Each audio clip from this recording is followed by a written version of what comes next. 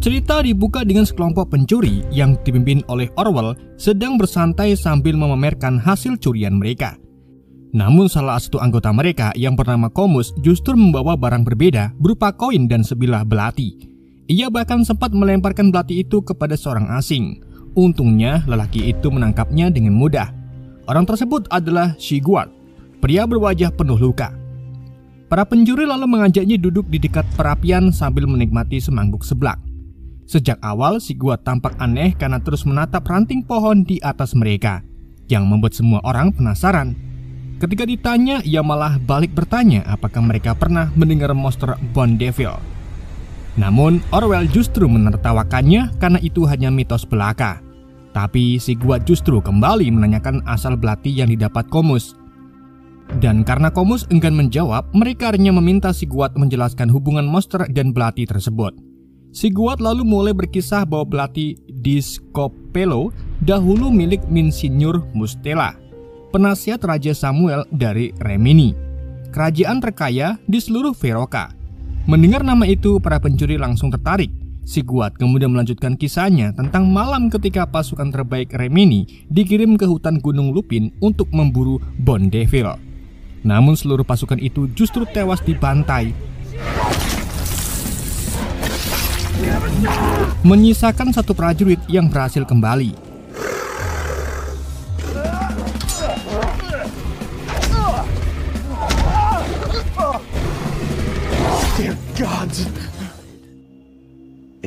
Keesokan harinya prajurit itu melapor kepada Mustela, tetapi Mustela malah memarahinya dan hampir mengeksekusinya. Untungnya Duchess, yang juga merupakan penasihat kerajaan, masuk dan menghentikan tindakan itu.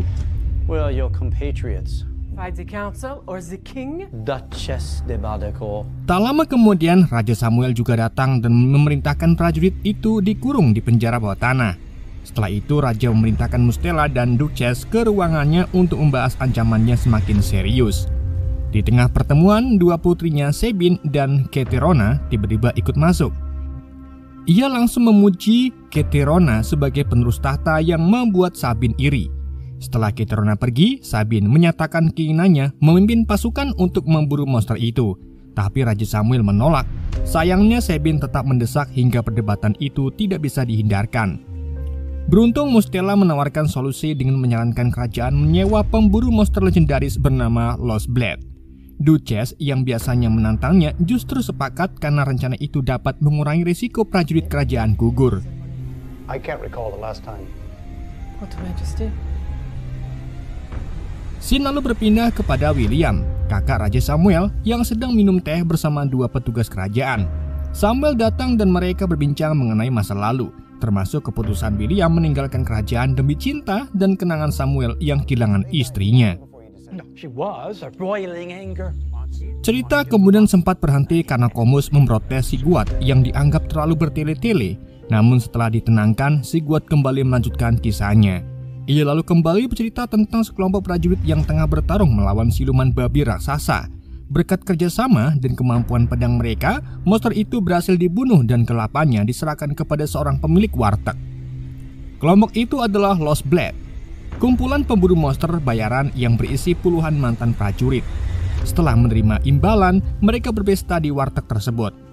Setelah itu di kerajaan, Putri Sabine menemui Mustela. Ia meminta agar Mustela membatalkan rencana pemanggilan Lost Blade karena ia sendiri ingin menjadi pahlawan Remini. Namun Mustela menenangkannya dengan mengatakan bahwa semua ini adalah bagian dari rencananya agar Sabine kelak dikenal sebagai pewaris tata yang layak. Menurutnya Lost Blade hanya ditugaskan membuka jalan sebelum Sabine tampil sebagai pahlawan yang membunuh Bondeville. Di sisi lain, pesta Lost Blade di warteg semakin meriah sampai geng tuker dari Vrindavan datang memprovokasi. Awalnya mereka mengabaikan gangguan itu, tapi ketika salah satu wanita diganggu, perkelahian pun terjadi. Di tengah kacauan itu, tampak sosok yang tetap tenang yakni Matthias Brennus, pemimpin Lost Blade.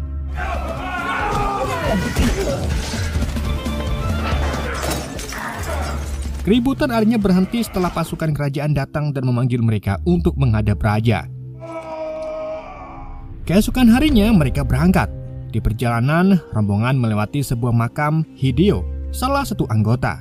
Mereka lalu berhenti dan berdoa di sana.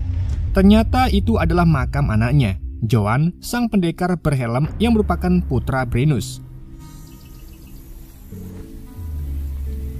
Sigurd yang ternyata merupakan wakil pemimpin Lost Blade memuji Brennus karena ia yakin Joan kelak akan menjadi pemimpin yang bijak.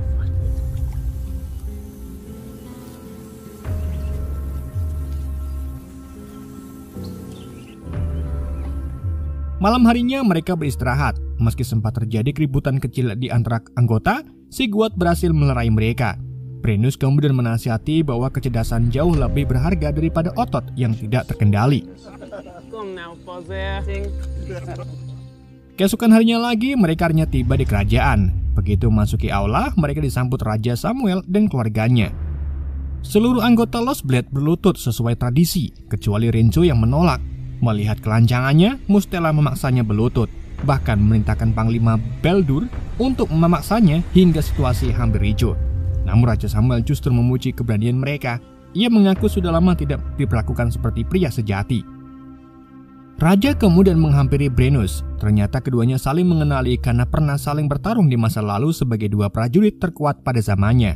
Setelah itu Raja meminta semua orang keluar agar ia dapat berbicara empat mata dengan Lost Blade.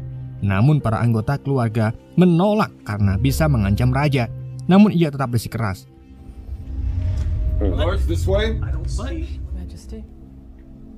Ketika ruangan telah kosong, Raja Samuel menjelaskan ancaman Bondeville yang telah meneror desa Lupin dan membuat pasukannya gugur. Karena itulah ia membutuhkan jasa Lost Blade. Setelah mendengar penjelasan itu, Brennus dan kelompoknya akhirnya menyetujui permintaan Raja. Sementara itu, Putri Sabine yang sedang berlatih tiba-tiba dihampiri Duchess. Ia merendahkan Sabine karena menurutnya seorang putri tidak pantas mengunus pedang, apalagi bertarung. Namun Sabine yang telah mendedikasikan hidupnya untuk pedang tidak tinggal diam, sehingga perdebatan pun tak terhindarkan. Setelah itu Sabine pergi meninggalkan arena latihan. Tapi di perjalanan ia melihat rombongan Lost Blade.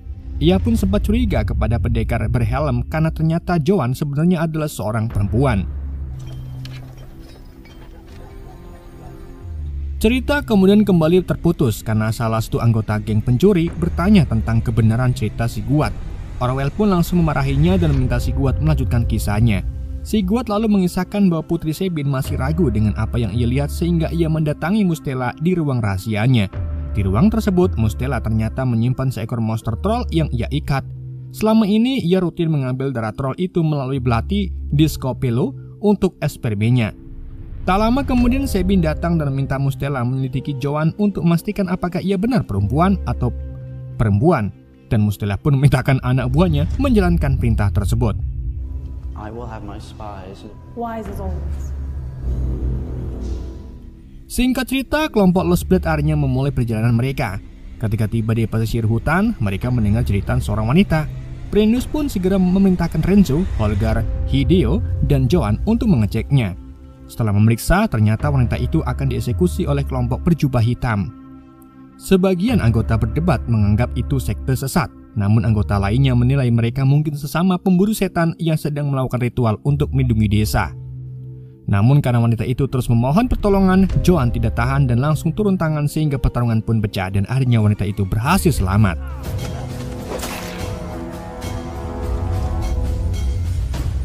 Setelah berhasil menyelamatkan wanita itu, Brennus memarahi Joan karena gegabah.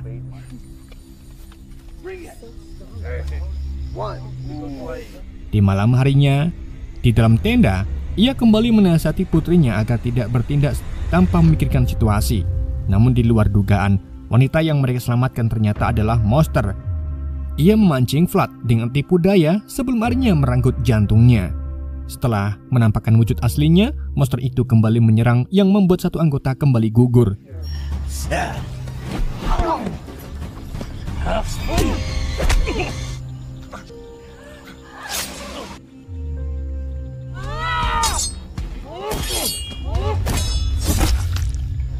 Beruntung Sigurd mampu mengalahkannya, dan kejadian itu tentu saja membuat Joan sangat menyesal. Keesokan harinya, mereka melanjutkan perjalanan dipandu oleh Renzo yang ahli membaca jejak. Hingga malam tiba, pencarian mereka akhirnya berujung pada kemunculan Bondeville. Monster itu menyerang dengan brutal. dan pertarungan sengit pun terjadi. Dua prajurit kembali gugur karena Bondeville nyaris tidak mempan dihantam pedang. Bahkan Hideo yang seorang samurai pun ikut gugur dalam pertempuran itu.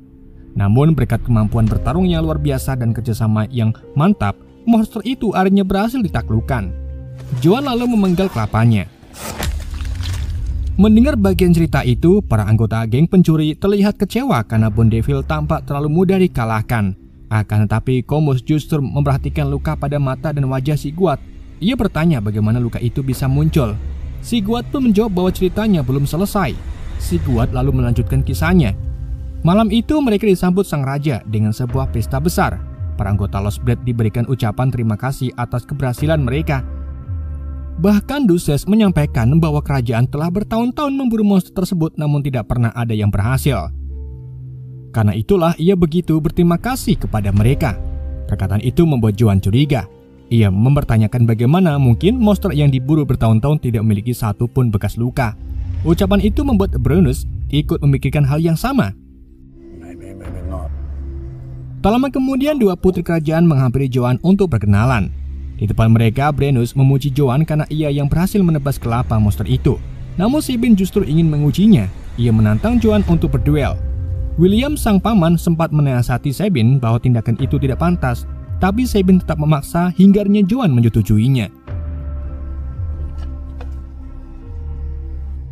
Persiapan duel pun dilakukan. Semua orang berkumpul menunggu pertarungan dimulai. Mustela terlihat menyemangati Sabine dan memintanya membuktikan kemampuannya di depan sang raja. Ia bahkan menawarkan belati miliknya, tapi Sabine menolak dan memilih bertarung dengan pedangnya sendiri.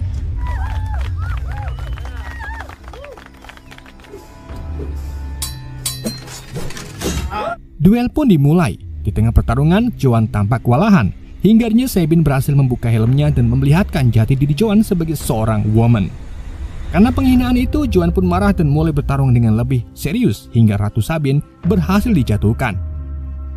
Namun ketika kalah dan duel dinyatakan usai, Sabine tiba-tiba terpancing oleh provokasi. Ia mengambil belati milik Mustela dan berniat menusuk Joan. Sayangnya karena refleks Joan yang terlalu cepat, ia tidak sengaja menusukkan belati itu langsung ke tubuh Sabine. Putri Sabine pun tewas di tempat.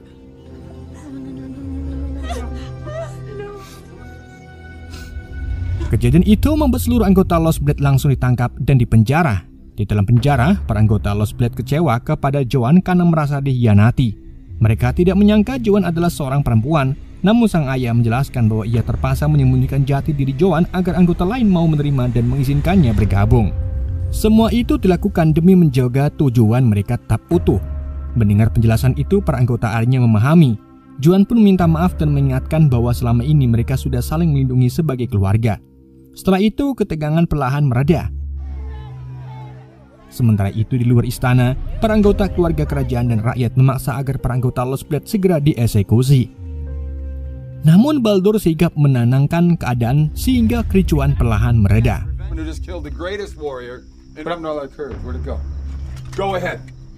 Di tempat lain di ruang rahasianya, Mustela justru bersiap melancarkan kudeta dengan memanfaatkan monster troll hasil eksperimennya. Tak lama kemudian Duchess datang dan menuduh Mustela sebagai penyebab kematian Putri Sabine, karena ucapannya lah yang memprovokasi sang putri. Duchess tahu bahwa sejak awal Mustela memang berencana menyingkirkan sang putri agar ia lebih mudah mengambil alih tahta. Ucapan itu membuat Mustela marah dan langsung menghabisinya. Setelah membunuh Duchess, Mustela terlihat lega, namun tanpa diduga monster troll di belakangnya tiba-tiba muncul dan membunuhnya, sebelum kemudian membantai para penjaga penjara. Hal itu membuat seluruh anggota Lost Blade bisa melarikan diri. What are you doing? Monster troll itu lalu terlepas keluar dan menciptakan kerusuhan besar di seluruh kerajaan. Bahkan pasukan kerajaan pun kewalahan menghadapinya. Di sisi lain, sang raja akhirnya memahami bahwa belati yang digunakan Sabine adalah milik Mustela. Di sana ia sadar bahwa Mustela benar-benar berniat memberontak. Di saat itu juga, Baldur datang melapor mengenai kerusuhan yang disebabkan oleh monster. Sang raja pun langsung bergegas mencari Keterona, satu-satunya putrinya yang masih hidup. Sementara itu, para anggota Lost Blade yang berhasil keluar dari penjara tanpa kebingungan melihat seluruh penjaga telah tewas. Namun belum jauh melangkah, seekor Bondeville lain muncul dan langsung membunuh salah satu anggota.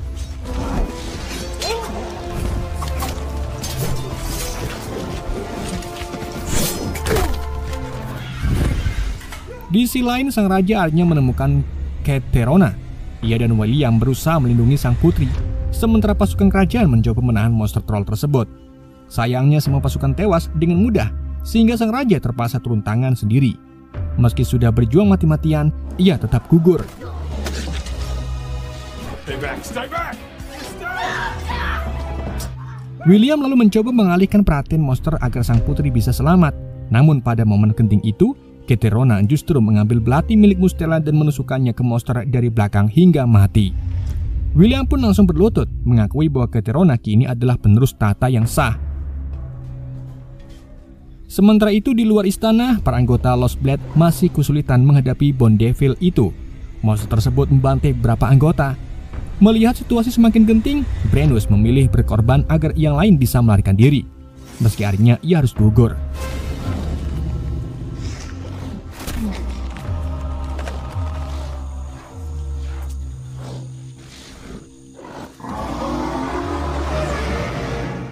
Keesokan harinya, kelompok Lost Blade terus melanjutkan pelarian. Hingga malam, mereka kembali bertemu dengan Bone Devil itu dan pertarungan pun tak terelakkan. Monster tersebut kembali membunuh dua anggota tersisa. Sigurd kemudian berhasil memotong tangan monster itu, namun ia terkena cakaran hingga kehilangan satu mata. Pada harinya, Renzo, Johan, Frank, dan Sigurd kembali bersatu dan berhasil menumbangkan monster tersebut. Johan pun menusukkan pedangnya tepat ke jantung monster. Mereka bergegas menutup luka mata Sigurd dengan Hansaplast. Namun tanpa mereka sadari, monster itu bangkit kembali dan menerkam Renzo hingga tewas. Melihat itu, Johan pun langsung marah di mana ia menusuk monster itu dan mendorongnya hingga jatuh ke dasar danau. Sigurd lalu menceritakan bahwa Johan menahan monster itu selama mungkin di bawah air. Ketika seorang pencuri bertanya apakah monster itu mati, Sigurd menjelaskan bahwa ia dan Frank menunggu selama 2 hari. Namun Johan maupun monster itu tidak pernah muncul kembali. Cerita pun selesai. Sigurd kemudian kembali menatap ranting di atasnya dan menjelaskan bahwa Bone Devil itu ternyata adalah ibu dari monster yang kelapanya ia serahkan ke kerajaan dulu. Ia mengatakan jika dendam sang ibu sangatlah kuat, dan tiba-tiba monster itu benar-benar muncul dan membantai semua orang di tempat itu.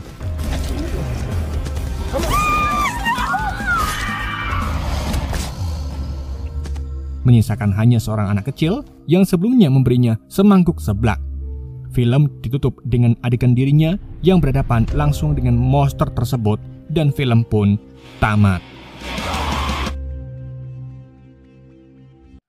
Oke guys, itulah alur cerita film Devil Knight. Semoga kalian terhibur dengan alur cerita yang saya bawakan. Mohon maaf jika ada kesalahan dalam penyampaiannya ataupun penyebutan nama.